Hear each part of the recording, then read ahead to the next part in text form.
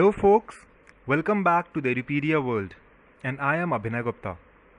So today again we are continuing with the winding up of the companies, and for this chapter we'll be referring to the provisions of the Companies Act 1956, right? So in the immediate preceding lecture we were discussing about the Committee of Inspection, and we have already understood what the Committee of Inspection is, who are the part of Committee of Inspection, how are they formed, and other details for the same, right? And we have also been through the various provisions in the previous lecture, like the appointment is the discretion of the court. The appointment would be through creditors. First they'll call the meeting of the creditors, then they would call the meeting of the contributors, and finally if there is any conflict, then that would be cleared by the liquidator by approaching to the court, right? Then we saw about the remuneration, that there will not be any remuneration in general for them, right? And then the composition of the committee, where they'll have 12 members, and the proportion would be variable, right? The proportion between the creditors and the contributors. Then we talked about the committee's meeting, that the number of meetings that they're supposed to hold is not defined. Any meeting, and the liquidator, creditor, and the contributory, any of them can call any meeting at any point of time when they deem fit, right? Then if we talk about the decision, then the decision is taken by the majority who are present and who are voting. Next, the quorum. The quorum again over here is simple, that a minimum of 1/3 of the total number of members or 2 members would be sufficient to make the quorum, and without quorum they cannot commence with the meeting of the committee, right? Then inspection of the accounts. So as the creditors, the contributories, the registrar, everybody is allowed to inspect the accounts that is prepared by the liquidator, so even the committee of inspection, that is actually being prepared by the creditors and the contributors themselves, who are individually allowed to inspect the books of accounts. So even the committee will also be allowed in totality to inspect the books of account of the liquidator, right?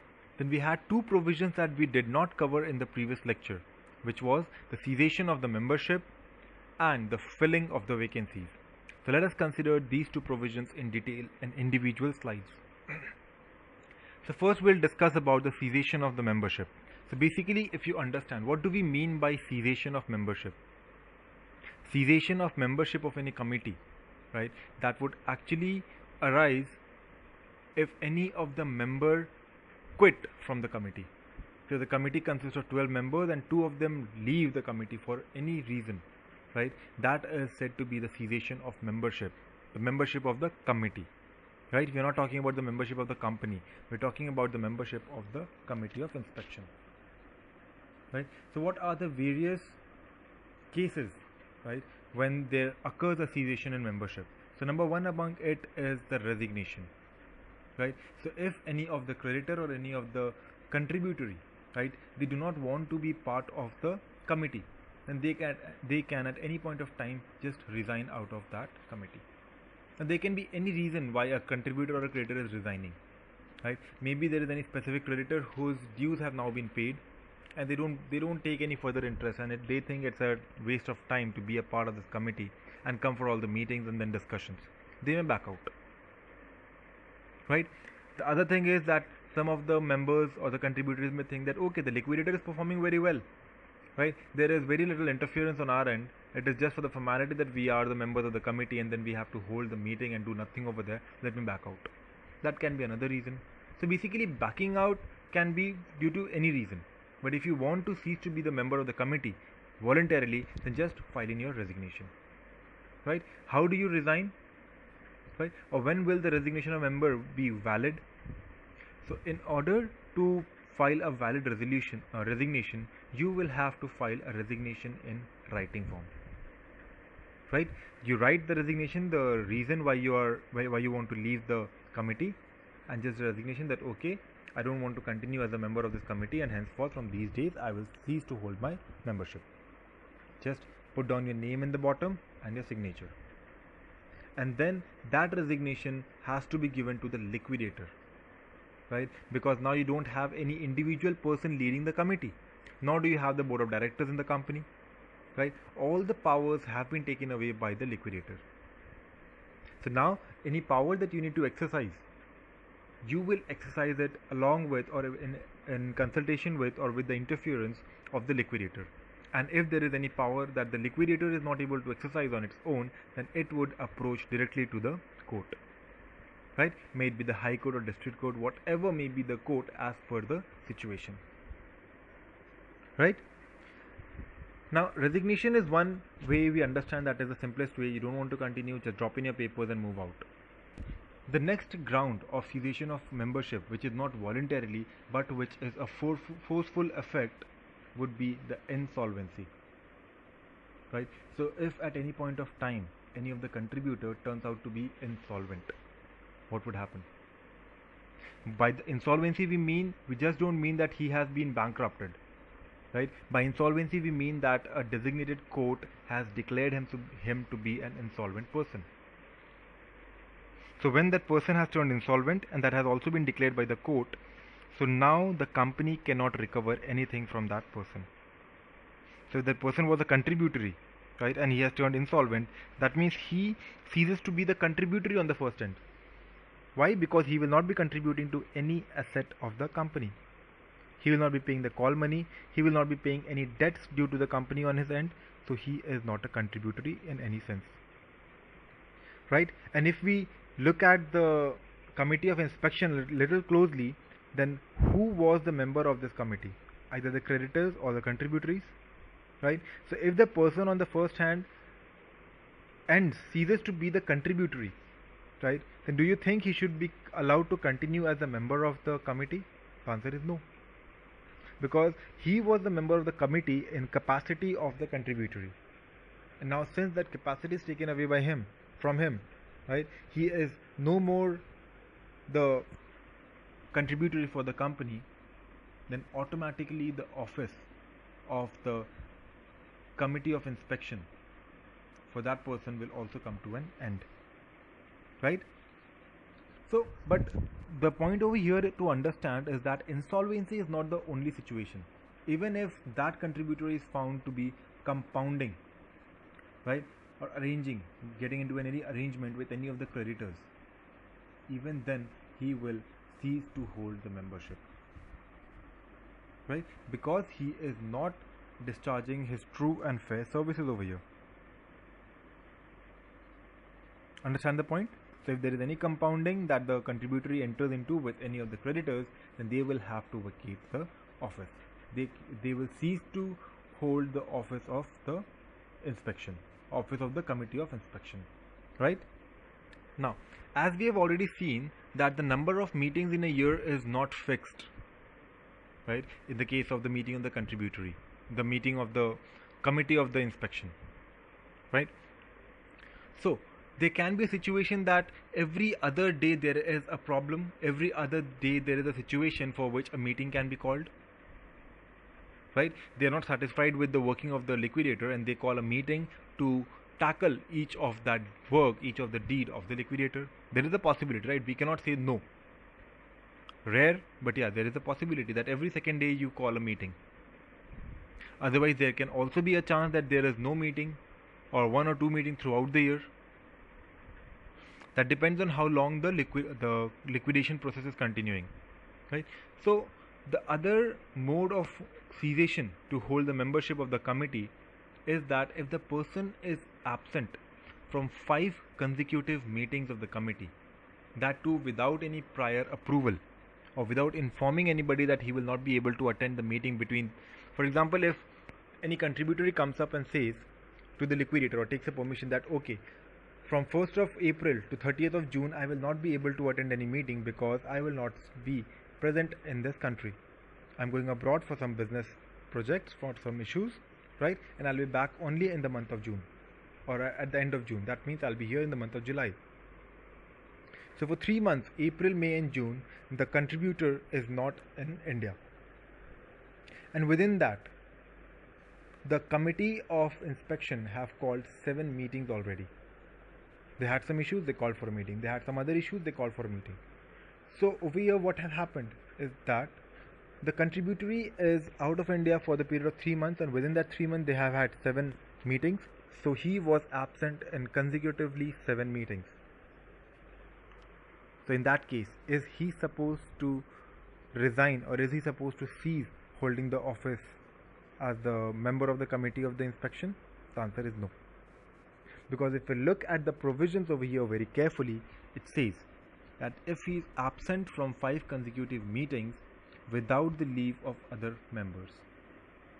But in this case, when he was going abroad, he has already informed the members that okay, I will not be able to attend any meeting within the period of next 3 months. So if it is 5 meeting or 7 meeting or 15 meeting, that will not impact his position to act as a member of the committee, right? But otherwise, if he is absent for 5 consecutive meetings, he will automatically cease to hold the membership. Correct? Now, these are 3 grounds that have already been specified, that if he wants, he can voluntarily leave. If he becomes insolvent, we'll be removing him. If he is absent from 5 consecutive meetings, we will be removing him. Now consider a situation that the meetings are being convened, right? This person is not insolvent, he does not want to resign, and he is attending the meetings.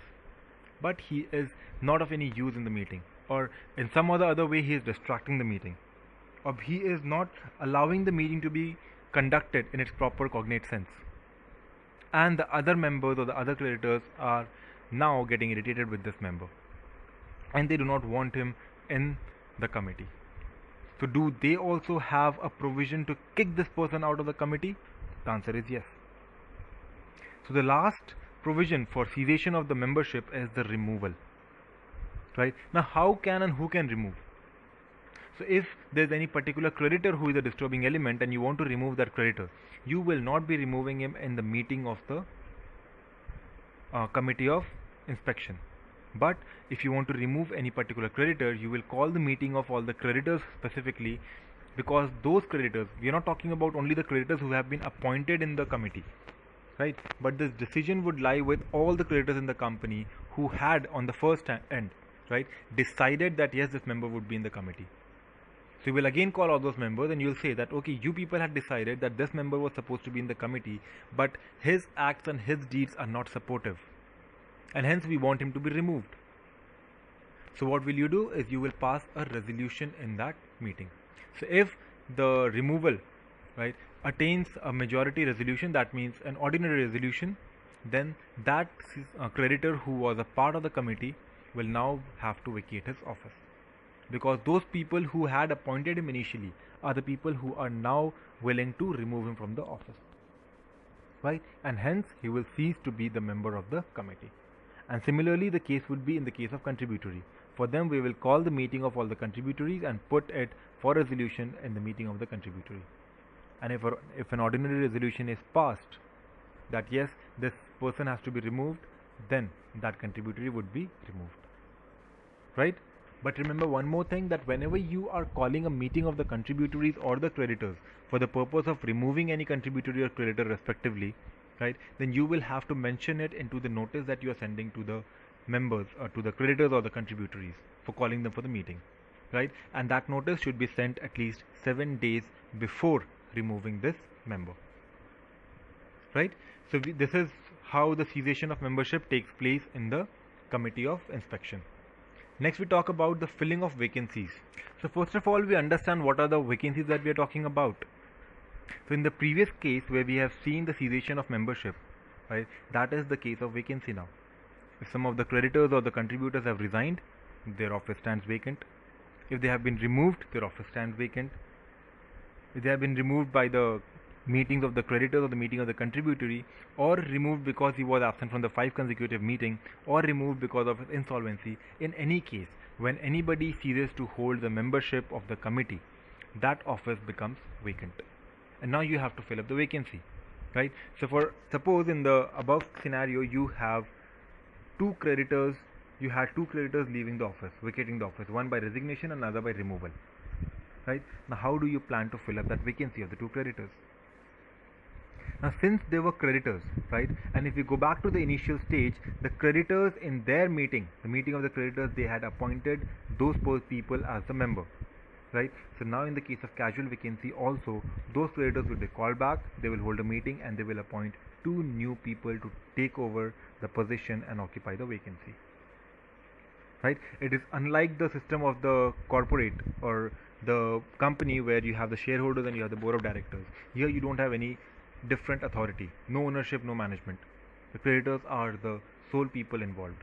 So they have elected it, they will again elect it. Right? Because in the case of companies, we have seen that the directors are allowed to fill up the casual vacancy, but here it is only the creditors. And in case if the person vacating the office was a contributory, then you will call the meeting of the contributories respectively, and in that meeting you will pass an ordinary resolution to appoint some other people or some other person, some other contributory to occupy that vacancy. And in this case you can go for the reappointment of the same person or appointing someone else. In case of insolvency, you cannot reappoint the same person, but in case of the absence from 5 consecutive meetings or resignation or removal, you can still reappoint the same person. But if he is insolvent, you cannot reappoint him. Right? So that was the first case where the meeting of the creditors or the members was called to fill up the vacancy. Right? The second procedure of filling up the vacancy is the direction of the court. So basically in the previous provisions you have seen that the court intervenes when there is a deadlock or the members and the creditors are not agreeing to the terms. But over here they have a separate meeting. The creditor has a separate meeting for appointing new people. The members, they have the contributories, they have a separate meeting for appointing the number of members. So what is the conflict? Why do we need the court in between? So my dear friends, you don't need the court over here for resolving the conflict. You need a court over here to support the liquidator, because in this point of time the liquidator feels that there is no need to fill up the vacancy. The members who are remaining in the committee are sufficient enough to deal with the situation, and hence we will not require the vacancy to be fulfilled. The maximum limit is 12 people, but there is no minimum limit. At any point of time, if there is 1/3 or if there is 2 members also, you have the quorum and you can commence the meeting very well. Right? So there is no fixation of the minimum limit. So if there is somebody vacating the office and the liquidator does not think it necessary to fill up the vacancy, then then the liquidator would apply to the court, and court would issue a direction to avoid the filling up of the vacancy. Right? And as we have discussed that we do not need any flooring limit. So if at any point of time the remaining number of members are more than 2, then they can still continue with that committee. They can still continue with holding the meetings. They can still continue with their involvement in the powers of the liquidator and the stuff. Right? There is no compulsion of filling up the vacancies. But if at any point of time the number of members go below 2 or 2, right, then you will have to fill up the vacancy, because you need more people to discuss. Right? So that was all about the filling of the vacancies. So with that discussion, we also come to the end of the provisions related to the committee of inspection. Right? So the only part that we are left with when we are discussing about the topic of the committee of inspection is the duties and functions of the committee of inspection. Right? So if you look at the screen, I have written down everything on the screen. Its main functions and duties are to carry out a general oversight of the liquidator and approve liquidator's fees and expenses. So if you remember, right, our initial discussion, then why do we create the committee of inspection? Over there, why do we have the creditors as well as the contributories? Because at any point of time the liquidator can have the biasness involved in his nature. Right?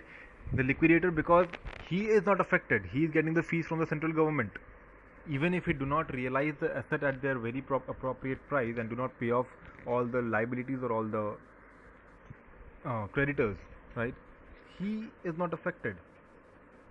Right? So although we believe that okay, the liquidator would apply his whole and soul, his powers, his intellect, his knowledge, right, all his resources in order to dispose of the assets and stuff, but still at some point of time there can be a controversy, there can be a problem with that, there can be a conflict of interest, there can be some undue profits that the liquidator are making.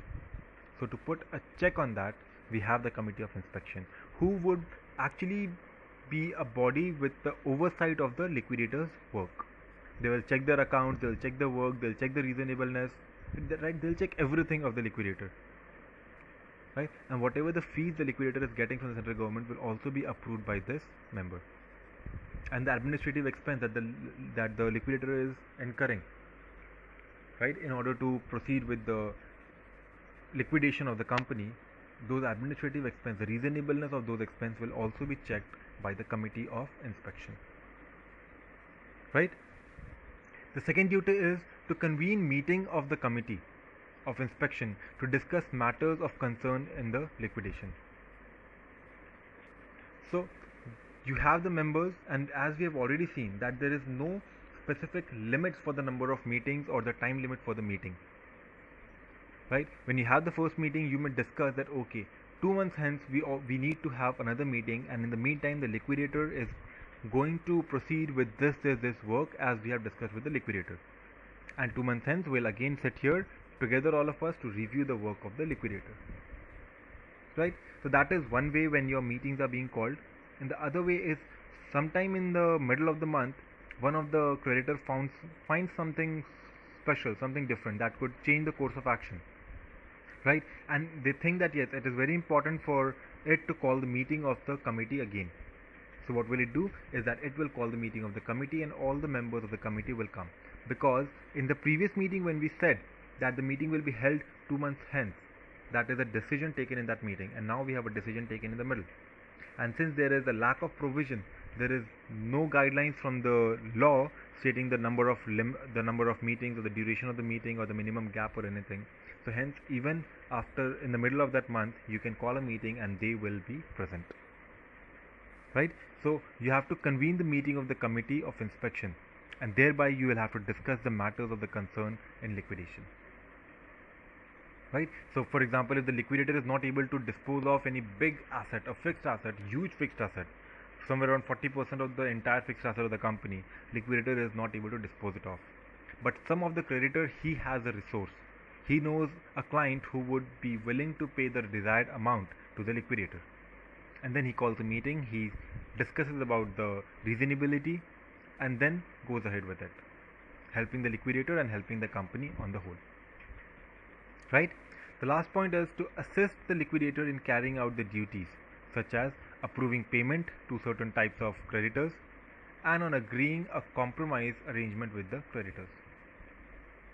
That means this is not only about the creditor's point of view, right? So now if the liquidator needs more fund, for example, and is not able to sell more assets, so what do we see is, let us see who has the call money pending, call money due to the company, and we found out the list of the contributories, right? And the liquidator has the entire list that these are the people, and from them this much is the amount of call money that is due, and we made a total, and we saw okay, if we get all this call money, then also most of our problems will be resolved, and we will be able to pay off most of the creditors also.